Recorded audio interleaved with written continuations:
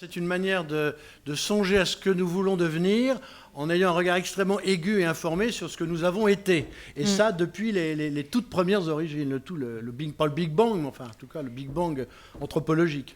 Voilà. Et ça s'appelle bien Sapiens, puisque nous sommes les Homo sapiens, ceux qui ont réussi à la fois à éliminer les autres Homos qui n'étaient pas sapiens, Voilà. Et aussi à maîtriser non seulement les autres homos, mais aussi tous les animaux de cette planète. Parce qu'il y a toute cette question de la cause animale qui, s'il y a quand même...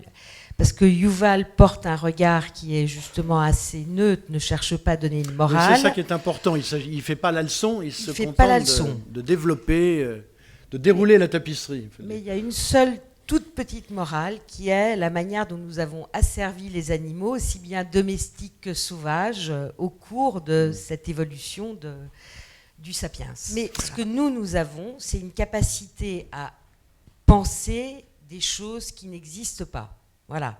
Donc de créer des fictions que nous sommes à même de partager, ce qui nous a permis de travailler en très grand nombre, là où les animaux ne peuvent rester qu'en bande réduite. Même un chapitre sur le lion Peugeot.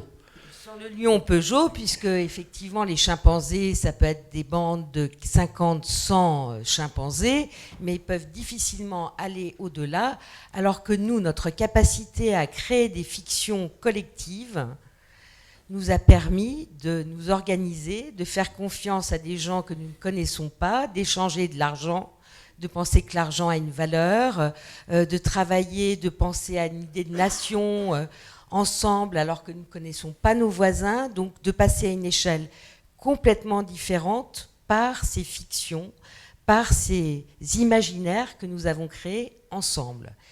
Et donc, ce que dit Yuval et sa manière de penser la philosophie de l'histoire, c'est qu'au fond, nous avons inventé ces fictions-là, mais on aurait pu en inventer d'autres, et on a encore les moyens d'inventer des fictions différentes, si nous le souhaitons, avant que le sapiens ait disparu, remplacé par un homme soit bionique, soit génétiquement modifié, ce qui vient aussi rejoindre, je pense, ce qui va être dit après sur l'homme-robot.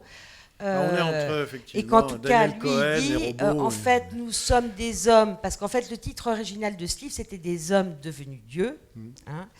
Donc le titre original a introduit quand même l'idée d'une méfiance et d'une menace, c'est-à-dire que si l'homme s'auto-divinise, le pire est à craindre. Le pire est à craindre, et surtout, si nous ne pensons pas maintenant, l'homme qui existera dans l'avenir sera peut-être un homme qui n'aura plus rien à voir avec nous, qui n'aura plus du tout les mêmes problématiques morales, qui sera génétiquement différent, qui n'aura pas les mêmes émotions. Et voilà, sans apporter de solution, c'est ce que Yuval essaie de mettre au jour, c'est cette idée que nos fictions communes, qui nous ont donné ce pouvoir et notre capacité de conquérir le monde, on a aussi peut-être le pouvoir de les transformer si nous le souhaitons.